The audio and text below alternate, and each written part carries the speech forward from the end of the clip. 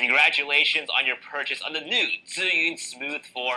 My name is Jason Vong, and in this introduction video, I want to show you what all these little buttons here do so you can go out with confidence and get some smooth and steady moments with your new smartphone gimbal.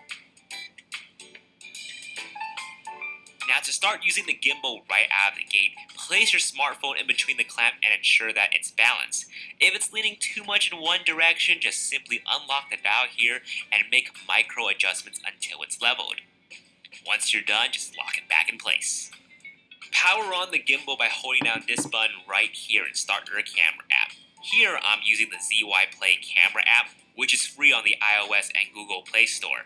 Once you boot up the app, there will be a Bluetooth connection window prompting you the connection between your phone and the Smooth 4. It should do it automatically, but if not, select your device. Now that it's connected, let's go ahead and go over the different gimbal modes so you know what to use depending on the scenario. By default, we are in pan follow mode, indicated by this P, F, and L toggle above the power button. Pan follow mode only follows your left and right movement, but not up or down. By toggling down to L, you'll be in lock mode. The gimbal is now locked off in one direction, meaning it will not follow your left or right movement, nor up or down. And this is helpful for when you want to go on a straight path and ensure that your phone will not drift off course. On the back of the Smooth 4, you're going to notice two triggers. If you hold the bottom one, you will be in following mode. And in this mode, not only will it follow your left and right movement, but also up and down. You can actually use the full follow mode to position the camera at an extreme angle. Just hold down the bottom trigger and guide the phone to where you need it to be, and then let go. Now you can operate the gimbal at the desired angle, perfect to film up skyscrapers and trees. To reset the position, just double tap on the bottom trigger. If you hold the top trigger, you'll be in phone go mode. Now this is a new mode exclusive to the Smooth 4 that will allow you to quickly move the phone in any direction that you need it to be. Now the last mode is standby, or sleep mode. You can easily clip up your setup when you're not using it, or when you need to take a quick call. Hello? Yeah, I'm kind of filming something right now. Yeah, I'll give you a call back. Okay, alright. And then unclip it to quickly resume filming. This is a great way to conserve battery life and also have the Smooth 4 ready for any sudden action. Now with those modes in mind, when you're ready to record, just hit the red button. And that's pretty much it if you want to start using the Smooth 4 right away. But if you want to unleash the full potential of your new smartphone gimbal and take advantage of all the available features on the ZHIYUN Play app, well then I suggest you keep on watching. Let's go over the user interface first. Starting in the top left corner, we have the home icon that takes you back to the device selection screen. To the right of it are a set of 5 icons. The first one lets you know if the Bluetooth is paired between the phone and the gimbal. The second one shows what photo mode you're in, and we'll go over the different photo modes in just a bit. Third is flash, fourth is timer, and the last icon lets you know if HDR is enabled or not. HDR stands for high dynamic range. On the top right corner, we have battery indicators for both your phone and your Smooth 4. Bottom left corner, we have the album icon and the object tracking icon, and we'll talk about how to access these in a later part of the video. Lastly, on the bottom right corner, we have the filter indicator letting you know what filter you have selected to overlay your photos and footage.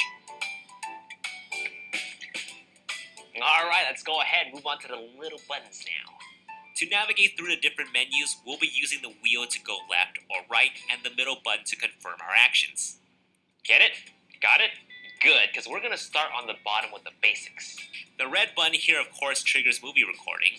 The button to the right of it takes a photo.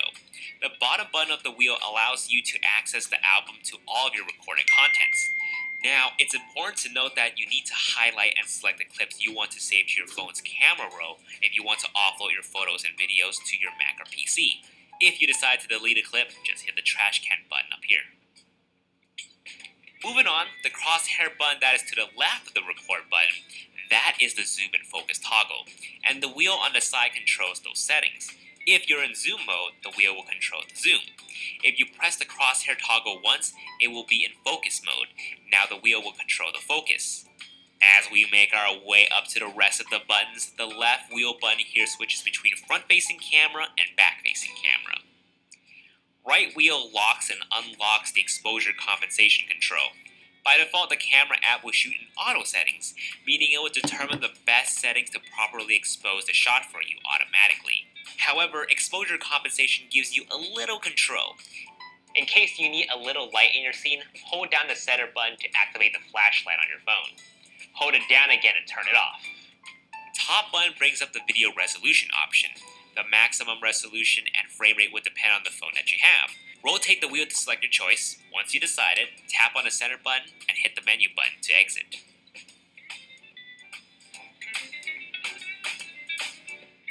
Now, you may have noticed that there were a lot more options to play with than just selecting your video resolution. To bring those options back up, press on the menu button again. The first icon in this box is camera. When you select it, you have different photo modes to choose from, such as panoramic, long exposure, slow motion, time-lapse, motion time-lapse, and vertigo. Once a mode is selected, to activate its features, you just press on the camera button. Now, to not make this video too long, we're going to have to go more in-depth on some of these other features and how to maximize them in future videos. But modes like the panorama, slow motion, and time-lapses are very easy to use. The panoramic mode will move the camera around, take multiple photos, and automatically stitch them up for an epic shot. When slow motion is selected, it will record the video and will automatically slow the video down for you during playback. Other features like time-lapse, long exposure, and vertigo will have a window prompting you to program settings and waypoints before automating the movements to capture your perfect shot. Moving on to the second icon, which is the flash. You can enable this to auto or on if you want to use the phone's flash to light your photos. The last choice in the selection is steady light, which just turns on the flashlight of your phone. The third icon is self-timer, which counts down from 2, 5, or 10 seconds before taking a photo. Fourth icon is HDR, which, if selected, will take high dynamic range photos. The fifth icon is white balance, which will allow you to change the color temperature depending on the lighting situation that you're in. The sixth icon is video resolution, which we already covered. Seventh is manual control. Now, earlier we talked about how when the app boots up, it will default in auto settings. If you want to have full control of the camera settings, turn this on. Once enabled, you'll be able to use the control wheel to adjust each parameters to your liking. Eighth is scene, which gives you two options for responsiveness of the gimbal.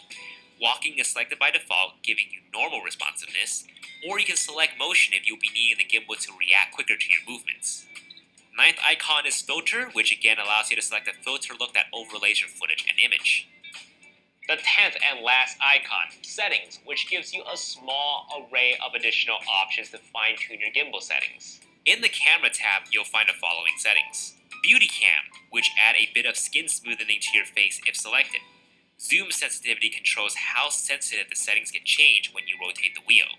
OIS or EIS, which stands for Optical Image Stabilization or Electronic Image Stabilization, which if you have it on, turns on your camera's built-in stabilization. Grid are cross lines on the screen that you can use to help frame up your shot. Next up is cam mode. Just leave that on Pro, trust me on that.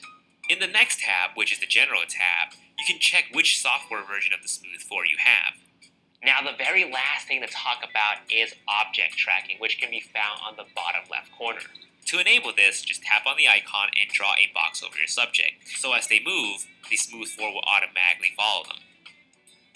Alright, I think you guys are ready to go out to create some art, but hey, before you